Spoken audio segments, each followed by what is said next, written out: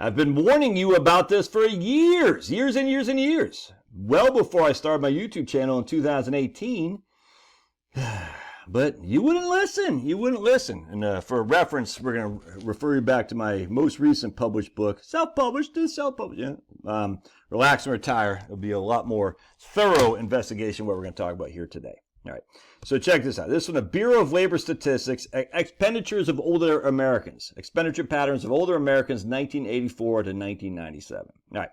Now, the BLS freaking crushes, love the BLS. I mean, Trump fired the Biden-appointed BLS person. That's fine. Trump should fire every single appointee that Biden put in and hire his own. That's no big deal. But I still love the BLS, the Consumer Expenditure Survey. So every year they produce this thing called the Consumer Expenditure Survey, and whenever it comes out, it makes me just like, life is good. I love looking at it, man. It's always the same stuff. I've looked at every, I go into it like crazy. But this was interesting because I figured, oh my goodness, during the high inflationary times from 1984 to 1997, they just started doing the Consumer Expenditure Survey in 1984, by the way.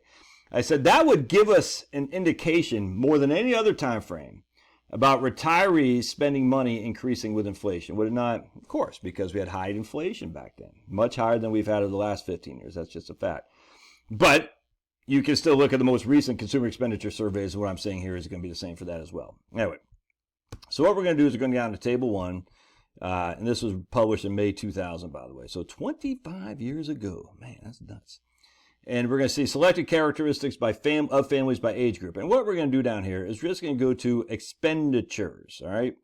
Average expenditures in real dollars. Now, what a lot of people do, they'll make the mistake and say average expenditures in inflated dollars, i.e. nominal dollars, all right? So what they're going to say is, hey, look, man, I'm 65 to 74, and in nominal dollars, 1984 dollars, I spent $15,000, all right? And they're going to say, but I only had $15,000 of income. So they're going to say, oh, man, we're not even keeping up. Oh, my goodness. But then they're going to say, look, that $15,000 that I spent in 1984, I spent $27,792 in 1997. Thus, my expenditures increased by 4.39% a year, Josh. In fact, you can see right there, the percent change in my expenditures is 75.4%. So, Josh, you've been misleading us for all these years, and that's my warning to you. I have not. I'm going to prove it to you. All right, so here you can say I spent $27,792, but I only had $27,492 coming in. That's weird. So how every year they have less? Look, they spent 27 here, 25 coming in, 25. I mean, every single year, except for a couple, they spend more than they have income. Kind of weird. How can they do that? Are they taking on debt? No, we don't have any evidence of that, especially in this age group right here. All right, so first thing we're going to do is look at real dollars. Real. We're going to adjust this $15,000 in 1984 from 1984 dollars to $1997. All right. So here's our real expenditures. Our real expenditures in terms of above inflation rose by 13.6%. So again, I can hear people saying, see, Josh, you're still wrong. Even when you adjust for inflation, not only do our expenditures rise with inflation, they rose above inflation by 13%, which is basically 1% higher a year because we have a 13-year time frame. And that's wrong too, because people, I don't know why people can't get this. And again, I talk about it significantly in my book. But the same group of people who are 65 to 74 inherently cannot be the same group of people 65 to 74, 13 years later. That same group of people has aged into the next group of people. Does that make sense? If you're 65 in 1984 and you're still alive come 1997, inherently you're 78. So you're no longer in this age category. You've aged out into this category. And as such, look at the change in expenditures, the real expenditures for a guy who's 65 in 1984. Well, he's not, I don't know what he is. And this, 13 years later, he's 78. Yeah, right here, 78 years old. He's spending $20,000. Not, and this is real. Inflation already been adjusted for this. This is real $1997. His spending went down from $24,000 in 1984, real dollars, $1997, to $20,000. And that is including inflation. That's real dollars. His real spending dropped. It did not go up. It actually went down. It went from $24,000 to $20,279. So we take our trusty calculator and we say, how much of a decrease is it? So we say 24,000 is our present value.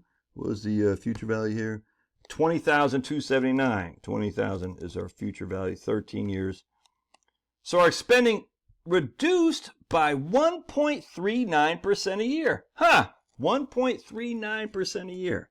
Isn't that interesting? And again, that's just assuming this guy was 65 here today, right here. And he's 68 here. Because this is just 75 and older. It doesn't say how much it started dropping and continued to drop once you hit 75 and above. I don't know. Now, even more interesting is a guy who's under the age of 65 today. Now, he inherently will, I mean, I can't guarantee you this because this includes everybody. This includes people who are 42 and whatnot. But you can see right here, if you're under the age of 65, your real spending was significantly more than their real spending and significantly more than their real spending just in terms of 1984 real dollars of $1997. So in 1984 and $1997, these guys are spending significantly more than the other categories. But again, this people, they don't, as long as they survive, they age out into these other categories. So they're spending 30, just for simplicity, we'll say this guy is 55 here today. 55 here today, he's spending $37,000. He's now 68 here, he's spending $27,000. Does that make sense? And that's real dollars, already been inflation adjusted. So his spending went from $37,000 to $28,000. And then when he ages out to this next category, it's going to be the same thing. And this is with the high inflation times. In fact, it's pretty interesting. Let me show you what I'm talking about. And this is pretty confusing, but it's very interesting to know nonetheless because it's even better. Some caution is needed in interpretation of these results. Before the regressions are computed, all 1984 expenditures are adjusted for the CPI. This is done to convert the nominal 1984 values to real 1997 values. However, not all changes in prices are adjusted. For example, suppose that the price of a specific good drops from 1984 to 1997, and therefore families purchase more of it during that period. Then the nominal value of the expenditure in 1997 may be higher than, lower than, or the same as 1984, depending on how much the price dropped and how much the quantity purchased increased. However, if the nominal value of the expenditure for the good in 1984 is divided by its price in 1984, and the result is multiplied by the good's price in 1997, then the nominal expenditure in 1997 will be greater than the real expenditure. Because the price adjustment holds prices constant and quantity purchased increased. The drawback about this method is that the information on the price of a good may not be readily available. However, if a CPI value is available for that specific good, then the 1984 expenditure can be divided by the 1984 CPI and multiplied by its 1997 counterpart. The resulting percent change in the adjusted 1984 expenditure and the observed 1997 expenditure would be the same as calculated by this method or if the method using prices directly. In either case, the 1984 nominal expenditure would be converted to a real 1997 expenditure for the selected good. All right. I know that sounds crazy, but basically what they say right here. If a good, let's see, therefore, adjusting the expenditure by the change in the overall CPI will not have the same effect as by adjusting by the specific goods index. What is that?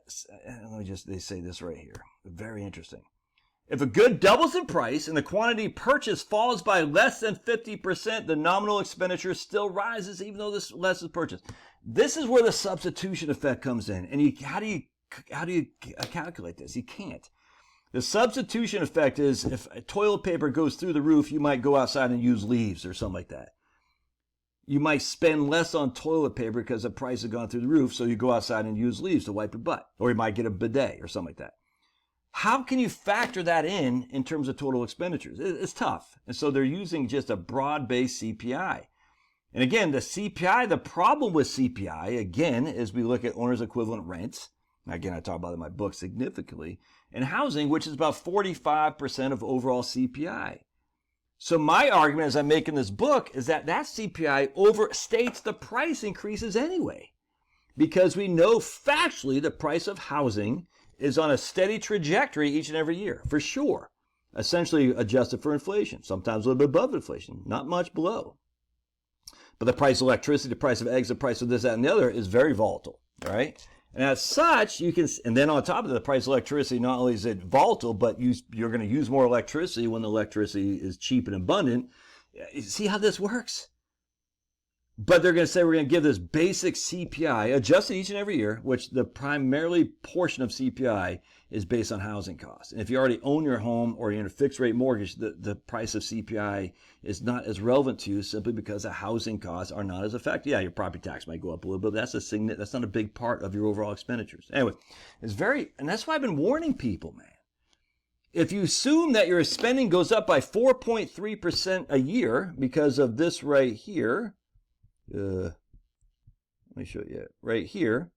Look at my expenditures. They were at $15,000 when I first retired, and now they're $27,000. You're not in the same category. You've aged out. In fact, we can even see right here. Check this out. You see the 3 different categories right here. Share of total expenditures accounted by older consumers. Actually, I want to go down. What I want to do is, hold on a second. Here's food at home in $1997. Looks flat for the people under 65. It's flat, essentially. But the people under 65 are not the same people as the people 65 and 74, who are not the same people as people 75 and older. You can see the drop.